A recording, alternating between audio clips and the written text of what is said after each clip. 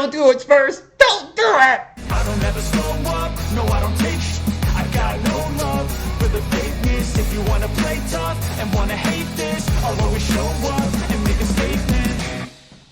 What is up, San Antonio Spurs fans? Welcome to TSR Sports, and I'm going to put this out there right now. If you're new to the channel or relatively new, I am a Keldon Johnson guy. He's my current favorite player. I'm wearing his jersey. I also got this jersey from a subscriber. Thank you very much for sending it, Phil. Of course, I still got it. I'm trying to show his name. Where's the Johnson? I can't find the Johnson. That's what she said. All right, anyway. We've seen stories everywhere, Spurs fans, about how they're looking to get another first-round pick to draft a point guard to team up with Memby, and then boom, there's our future. But a player's name that I'm seeing pop up a lot as a part of this trade package we need to do is Keldon Johnson. So I want to talk about this. This article is from Air Alamo. While I'm doing this, Spurs fan, drop a comment down below. Are you willing to part with Keldon Johnson to get another first-round pick to get that point guard, or do you still think there's enough there that there's more? We haven't hit his ceiling yet, and he can still contribute more to the Spurs, and let's hold on to him. Let me know down below. Hit the thumbs up, like, support the channel, and subscribe to more Spurs content. So who to trade with? These are teams that we're seeing pop up in the trade rumors. Portland Trailblazers, very much so, looking to move on from their third pick and build a championship team right now, not bringing a young player, a rookie. There's also teams like the Pistons, Magic, and Mavericks, who are later in the lottery. The Magic have 2 picks, I believe, so they might be willing to trade one. The Hornets, they've been coming up. I can't see them moving on from the second pick, but you never know. If the price is right, any team might say, hey, you know what? I don't really want to trade with the Spurs, but you're offering us so much for this pick. Sure, we'll do it. And then who to deal? Here it is. Keldon Johnson. What about Keldon Johnson? Some fans might not like this, but Johnson could be a player that nets the Spurs another first-rounder. Johnson averaged a career high in points last season. I believe it was like 21 and a half. But operated in a higher usage role than he could handle. There's a reason the Spurs only won 22 games.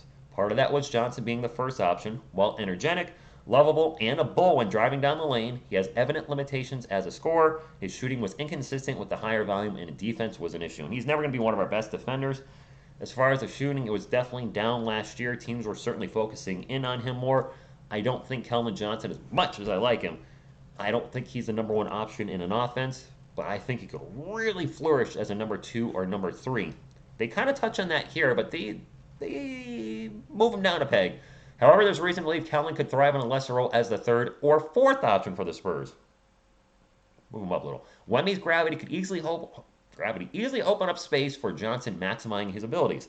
This space could help him drive against mismatches or afford him extra time to put up a shot beyond the arc. And he's a better three-point shooter than he was last season. What did he shoot, about 32, 33%? We've seen him average about 40% in a full season. There's no reason to think he can't get back to that with the right team around him. There's no question Johnson is a good player, but his efficiency depends on what role he plays. Agreed. With that said, contenders might see Johnson as someone that could push them over the hump, and if the Spurs want to move up in the draft, they must make sacrifices. Let me do a quick timeout. Are there any other key players you might be willing to trade? Maybe somebody over Keldon. Would you be willing to move on from Devin Vassell? Are you ready to move on from Sohan, Malachi Branham, Blake Wesley? Let me know. I'll agree in your comments. Well, what about the picks? The Spurs have an abundance of draft capital at their disposal. Spurs fans, they own 28 draft picks up to 2029, including 6 first-rounders in the next 3 years. Packaging any of these picks with a player like Johnson might move the needle for several teams to make a deal. Look, we're not going to be able to draft all of these guys over the next 6 years. So I am on board with taking some of this draft capital, some of these draft picks, and turning them into a higher pick in this year's draft. I am. And maybe the Spurs can look long-term and think, hey, with Wemby and our point guard of the future, maybe we trade some of our own picks and hold on to something like the Atlanta picks that we have there unprotected, because they might be in, who knows, it might be lottery team again sooner than later in the next few years. We'll use their picks, and maybe they trade their picks away. Not next year's pick, but maybe the following season after that. Anyway, moving further into the article. 2 invaluable unprotected first-round picks from Atlanta that they acquired in the DeJounte Murray deal. They also have a 2024 first-rounder from the Raptors that they added in the deadline at the Jakob Poeltl trade, which I actually forgot about. With only a top 6 protection, it has quickly become one of the most attractive assets in their war chest, meaning that top 6 protected pick from the Raptors, maybe that's a pick we could trade. Compared to the lottery-protected 2024 Charlotte pick, which that was for this year, but it rolled over to next year because Charlotte was terrible. And the top 10 protected 2025 Chicago pick, the Toronto pick has the highest chance of converting into something. I'm totally on board using that pick. Maybe one of our picks way down the road. And if we have to throw a player in, sure, I just hope it's not Keldon. So who would we be trading for? I think you guys have heard this here and there, but future point guards the Spurs can be looking at. Scoot Henderson is the obvious choice, but we would need the second or third pick in the NBA draft. I did a video on that before. I don't see that happening. And that was the point of the video. I think some people were confused thinking that that video I did where it says the Spurs won't draft Scoot Henderson and Victor Wembanyama, that video was saying we're not drafting them both. We are drafting Victor number 1, so apologize for any confusion off the thumbnail. But the Thompson twins are players that the Spurs certainly I've seen could be interested in. They're both going to be lottery players, top 10. Is that a player we could go after? Maybe we will let it slide down in the draft a little bit. And there's some great players like Cason Wallace, Anthony Black, or Keontae George. And there's other players later in the draft that could be available like Kobe Buffkin, Colby Jones, and Jalen Hood-Schifino, who I've seen you guys mention a few times in the comments. So the Spurs have a lot of decisions to make, Spurs fans, in this time between now, let me get Zach up here, and the NBA draft. I'm OCD. I like having things being centered properly. My take, I think we're going to make a move. I don't know how big of a move. I think we're going to get another first-round pick for this year's draft.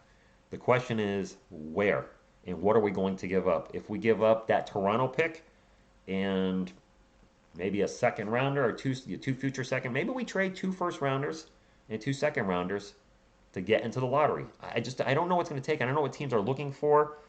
They know, teams are going to know we want to make that move. Who's going to be willing to trade? The Magic are one that really intrigues me because they have the 6th pick overall and I believe the 11th pick overall. They might be willing to part with that 11th pick. And at the 11th pick, we should get a pretty darn good point guard. And I think that's kind of where the Spurs should focus. Like a realistic, not have to give up the farm type of trade.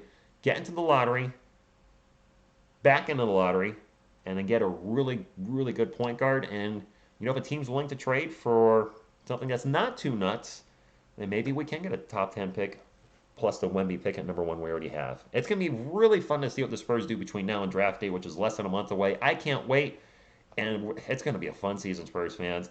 It's going to be fun. You guys are already saying, like, we're going to have probably more viewers than we've ever had in the live streams, and that's just going to be cool because we're going to have different perspectives, and we're going to have a lot of new fans come in.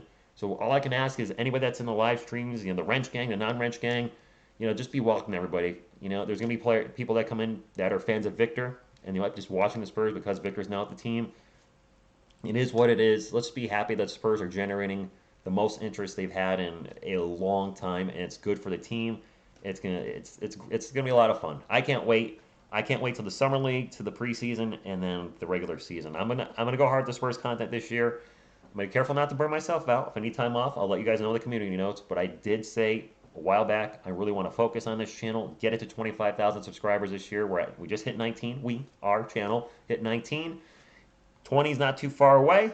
And then when the season starts, I think we're really going to start picking up there. And I do think 25 is going to be very, very attainable this year. And I'm ready for the ride. So thank you all for tuning in. Hope you're having a great Memorial Day weekend. And as always, go Spurs, go!